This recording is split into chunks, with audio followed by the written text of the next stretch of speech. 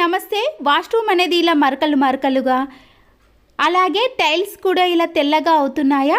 అయితే ఎలాంటి హార్పిక్ని కెమికల్స్ని యూజ్ చేయకుండా మన ఇంట్లో ఉండే 3 ఐటమ్స్ తోటే ఈ వాష్రూమ్ని అలాగే టైల్స్ని ఈజీ ప్రాసెస్లో క్లీన్ చేసుకోవచ్చు. చూసారు కదండి, వాష్రూమ్ అనేది ఇలా ఉన్నది. చాలాసార్లు నేను వాష్రూమ్ క్లీనింగ్ టిప్స్ పెట్టాను, కానీ క్లీన్ ఉన్నదాన్నే మరీ ఎందుకు క్లీన్ చేస్తున్నారని నాకు కామెంట్స్ పెట్టారండి. కాబట్టి నేను చాలా రోజులు వాష్రూమ్ని క్లీన్ చేయకుండా అలా పెట్టేశాను. అందుకే ఇలా ఎక్కువగా మరకలుగా ఉన్నాయి. దాన్ని ఎలా క్లీన్ చేసుకోవాలనో చూడండి. బకెట్లో కొన్ని వాటర్ని తీసుకున్నాక మీరు వాషింగ్ మిషన్లో వేసే లిక్విడ్ని కానీ సర్ఫ్ ఎక్సెల్ పౌడర్ని కానీ వేసుకోవచ్చు. అలాగే వైట్ వెనిగర్ని కూడా వేసుకోవాలి. అయిపోయిన కోల్గేట్ పేస్ట్ ఉంటుంది కదండి, సైడ్లో కానీ ఇలా చివర్లో కట్ చేసి ఈ కోల్గేట్ పేస్ట్ని అంతా కూడా ఈ వాటర్లో కలిపేసుకోండి. ఈ 3 ఇంగ్రీడియంట్స్ మాత్రం ఖచ్చితంగా యూజ్ చేయాలండి. నేను ఈ మూడిటితోటే ఈ వాష్రూమ్ని క్లీన్ చేస్తున్నాను. ఒకవేళ అయిపోయిన కోల్గేట్ పేస్ట్ లేదనుకోండి, కొద్దిగా పేస్ట్ను మాత్రం యాడ్ చేసుకోండి. ఈజీ ప్రాసెస్లో క్లీన్ చేసుకోవడం చూపిస్తున్నానండి. ఇక్కడ నేను వైపర్ని తీసుకున్నాను. ఈ టైల్స్ని ఇలా క్లీన్ చేసుకోవడానికి ఇది చాలా బాగా యూజ్ అవుతుంది. ముందుగా మనం ఇలా కలిపిన వాటర్ని ఈ వాష్రూమ్లో టైల్స్ పైన అన్నిటిపైన వేసిన తర్వాత ఈ వైపర్తో మనము క్లీన్ చేసుకోవాలి. వాష్రూమ్ని క్లీన్ చేసుకోవడానికి బ్రష్ని యూజ్ చేసామనుకోండి, చాలా టైం అనేది పడుతుంది. ఇలా వైపర్తో మనము వాష్రూమ్ని టైల్స్ని క్లీన్ చేసుకున్నామనుకోండి, తక్కువ టైంలో ఈజీగా క్లీన్ అయిపోతాయి. వాష్రూమ్ టైల్స్ కూడా ఇలా పొడవుగా ఉంటాయి కదండి, మనకి ఒక్కొక్కసారి ఆ టైల్స్ కూడా బ్రష్తో క్లీన్ చేసుకున్నా కూడా అందవు. ఇలా పొడవైన వైపర్తో క్లీన్ చేసుకున్నామనుకోండి, పైన ఉన్న టైల్స్ని కూడా ఈజీగా క్లీన్ చేసుకోవచ్చు. ఇలా ముందుగా మనము వైపర్తో వాష్రూమ్ అంతటిని కూడా క్లీన్ చేసుకోవాలండి.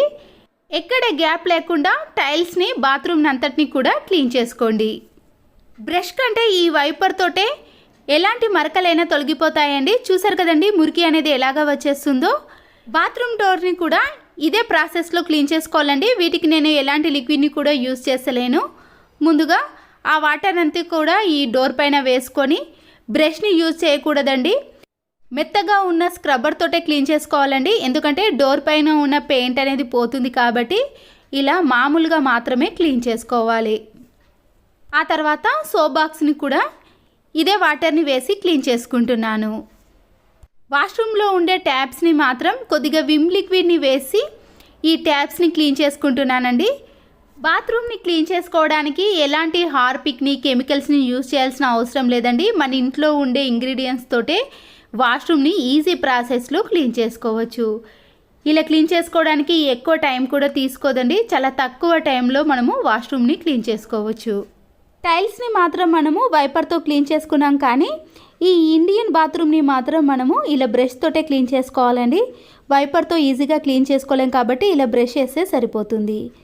ఆ తర్వాత మనము ఇలా వాటర్తో క్లీన్ చేసుకొని చూడండి, వాష్రూమ్ అనేది నీట్గా కనబడుతుంది. ఎలాంటి మరకలు కూడా కనిపించవండి. తెల్లటి మరకలు కానీ గారపట్టిన మరకలు కూడా అస్సలకే ఉండవు.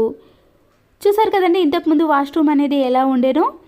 ఇలా క్లీన్ చేసుకున్న తర్వాత మీకు పూర్తిగా చూపిస్తాను. వీడియోని స్కిప్ చేయకుండా చూడండి. వాటర్తో టైల్స్ పైన, అలాగే డోర్ పైన, సోప్ బాక్స్ పైన అన్నిటిపైన క్లీన్ చేసుకోవాలండి. ఇక్కడ చూడండి ఎంత క్లియర్గా కనబడుతుందో, మురికి అనేది ఎలా వచ్చేసిందో. ఇలా మనం వేసిన వాటితోటే వాష్రూమ్ని చాలా ఈజీగా క్లీన్ చేసుకోవచ్చండి. వాటర్తో ఇలా క్లీన్ చేసుకోగానే వాష్రూమ్ అనేది నీట్గా కనబడుతుందండి. టైల్స్ పైన కూడా ఎలాంటి తెల్లటి మరకలు అస్సలకే కనిపించవు. అయితే మీకు ఇది ముందుగానే చూపించాలండి. ఈ వైపర్తో వాష్రూమ్లో బూజు పడుతుంది కదండి పైన, మనము చైర్ కానీ ఏదైనా యూజ్ చేస్తేనే ఈ బూజును దులిపేసుకుంటాం. ఇలా వైపర్తో కూడా డైరెక్ట్గా మనము కింది నుంచే ఈ వాష్రూమ్లో ఉండే బూజును కూడా దులిపేసుకోవచ్చు. అంతేనండి, చూస్తున్నారు కదండి, taps, soap box, tiles, washroom అంతా కూడా ఇలా నీట్గా కనబడుతుంది. ఇలా క్లీన్ చేసుకున్నాక కింద టైల్స్ కూడా నీట్గా ఉంటాయండి. డోర్ని నేను బ్రష్తో క్లీన్ చేసుకున్నాను. ఇక్కడ అందుకొరకే పెయింట్ పోయిందండి. అందుకొరకే మీకు మామూలు స్క్రబ్బర్ తోటి క్లీన్ చేసుకోవాలండి. అప్పుడు పెయింట్ పోకుండా నీట్గా ఉంటుంది డోర్ కూడా. రఫ్గా ఉన్న వాటిని కాకుండా ఇలా మామూలుగా మెత్తగా ఉన్న స్క్రబ్బర్ని మాత్రమే డోర్స్ క్లీన్ చేయడానికి యూజ్ చేయాలి. ఇక్కడ నేను ఎలాంటి కెమికల్స్ని యూజ్ చేయలేదండి. మీరు వీడియోలో చూసిన వాటితోటే ఈ వాష్రూమ్ని క్లీన్ చేశాను. మీరు కూడా ఒక్కసారి ట్రై చేయండి. మీరు వేరే ఇంగ్రీడియంట్స్ యూజ్ చేసినా పర్వాలేదు, కానీ కోల్గేట్ పేస్ట్ని, వెనిగర్ని మాత్రం ఖచ్చితంగా యాడ్ చేయండి. ఇలాంటి వాటితోనే మనము వాష్రూమ్ని తక్కువ టైంలో ఎన్ని రోజుల నుంచి అయినా సరేనండి వాష్రూమ్ని క్లీన్ చేయలేకపోయారనుకోండి, ఇలా ఇంట్లో ఉండే వాటితోటే ఈజీ ప్రాసెస్లో క్లీన్ చేసుకోవచ్చు. అంతేకాదండి, వాష్రూమ్ నుంచి ఎలాంటి బ్యాడ్ స్మెల్ రాకుండా ఒక నెల రోజుల పాటు గుడ్ స్మెల్ రావాలి అంటే ఈ చిన్న టిప్ని కూడా ఫాలో అవ్వండి. వాటర్ బాటిల్ క్యాన్స్ యొక్క క్యాప్ను తీసుకొని దాంట్లో రాళ్ళ ఉప్పును వేసుకోండి. సన్నుప్పును మాత్రం యూజ్ చేయకూడదండి, దీంతోటే స్మెల్ అనేది ఎక్కువగా వస్తుంది. ఎప్పుడైతే రాళ్ళ ఉప్పు కరుగుతున్న కొద్దీ వాష్రూమ్లో ఉండే బ్యాడ్ స్మెల్ అనేది వెళ్ళిపోయి మంచి సువాసన అనేది వస్తుంది. ఇలా కంఫర్ట్ని కొద్దిగా వేసిన తర్వాత బాగా కలిపేసుకోవాలండి. ఇలా కలిపేసిన తర్వాత మనము వాష్రూమ్లో ఎక్కడైనా పెట్టుకోవచ్చు. నేనైతే ఇక్కడ ఫ్లష్ ట్యాంక్ పైన కానీ, లేదా కనబడకుండా ఉండాలి అంటే ప్రతి వాష్రూమ్కు ఏదో ఒక విండో వస్తుంది కదండి, ఆ విండో పైన కూడా ఇలా పెట్టేసుకున్నాం అనుకోండి, కనబడకుండా ఉంటుంది.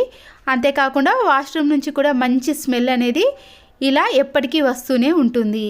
రాళ్ళు ఉప్పు కరిగిన తర్వాత మళ్ళీ అది కంప్లీట్ అయిన తర్వాత మళ్ళీ దాంట్లో మనము రాళ్ళ ఉప్పును కొద్దిగా కంఫర్ట్ని వేసుకున్నాం అనుకోండి, ఇలా ఎప్పుడు కూడా వాష్రూమ్ నుంచి అనేది మంచి సువాసన కూడా వస్తూ ఉంటుంది. సోప్ అయిపోయిన వెంటనే మనము ఇలా సోప్ బాక్స్లో నుంచి సోప్ని తీసుకుంటాం, కానీ కవర్ని మాత్రం వేస్ట్ అని పడేస్తాం కదండి, ఆ కవర్ని కూడా మనము చాలా బాగా యూజ్ చేసుకోవచ్చు. ఇప్పుడు ఈ కవర్ని మనము వాష్రూమ్లో ఉండే టైల్స్కి డబుల్ గమ్ టేప్ని పెట్టి అతికించేసుకోవాలండి. ఇలా పెట్టిన సోప్ కవర్ని మనము చాలా రకాలుగా యూజ్ చేసుకోవచ్చండి. ఇందులో మనము షాంపూ ప్యాకెట్లను వేసి ఎప్పుడు కావాలంటే అప్పుడు షాంపూ ప్యాకెట్లను యూజ్ చేసుకోవడానికి కానీ, లేదా మనము తలస్నానం చేసిన తర్వాత షాంపూ ప్యాకెట్లను వాష్రూమ్లోనే పడేస్తాం కదండి, అలాంటి డస్ట్ని అంతా కూడా మనము ఇలా ఈ సోప్ బాక్స్లో కూడా వేసుకోవడానికి చాలా వీలుగా ఉంటుంది. దీనివల్ల వాష్రూమ్ కూడా చాలా నీట్గా కనబడుతుంది. కోల్గేట్ పేస్ట్ అయిపోయిందని పడేసాం కదండి, వీటిని అస్సలకే పడేయద్దండి. ఇలా అయిపోయిన కోల్గేట్ పేస్ట్ని తీసుకొని ఏదైనా పిన్నిస్తో కానీ నిడిల్తో ఇలా పై వైపున అలాగే కింది వైపున రెండు వైపులా కూడా మనము చిన్న చిన్న హోల్స్ అనేవి చేసుకోవాలి. ఇలా చేసుకోవడం వలన దాంట్లో నుంచి కొద్దిగా కోల్గేట్ పేస్ట్ అనేది బయటికి వస్తుంది. ఇప్పుడు మనము ఇలా తయారు చేసుకున్న ఈ కోల్గేట్ పేస్ట్ని ఫ్లష్ ట్యాంక్లో వేసేయాలి. అయితే ఫ్లష్ ట్యాంక్లో మనము వాష్రూమ్ని క్లీన్ చేసిన తర్వాతనే వేసుకోవాలండి, అప్పుడే వాష్రూమ్ కూడా చాలా నీట్గా కనబడుతుంది. ఇలా ప్రతిసారి మనము ఫ్లష్ని ఆన్ చేసిన వెంటనే దాంట్లో ఉండే కోల్గేట్ పేస్ట్ అనేది ఇలా వాటర్లో కలిసిపోయి వాష్రూమ్ కూడా చాలా నీట్గా కనిపిస్తుందండి. ఇలా మనము ఎన్నిసార్లు ఫ్లష్ని ఆన్ చేసినా కూడా ఒక 2 వీక్స్ వరకు కూడా వాష్రూమ్ అనేది ఇలా నీట్గా క్లీన్గా కనబడుతుంది. ప్రతిరోజు క్లీన్ చేయాల్సిన పని కూడా ఉండదు. చూసారు కదండి, ఇలా వాష్రూమ్ని ఎప్పుడు కూడా చాలా నీట్గా క్లీన్గా ఉంచుకోవాలన్నా, మంచి స్మెల్ కూడా రావాలంటే ఈ చిన్న చిన్న టిప్స్ని ఫాలో అవ్వండి. ఒక లైక్ చేసి మీ ఫ్రెండ్స్కి కానీ రిలేటివ్స్కి షేర్ చేయండి. మరో వీడియోతో మళ్ళీ కలుద్దాం. Thanks for watching.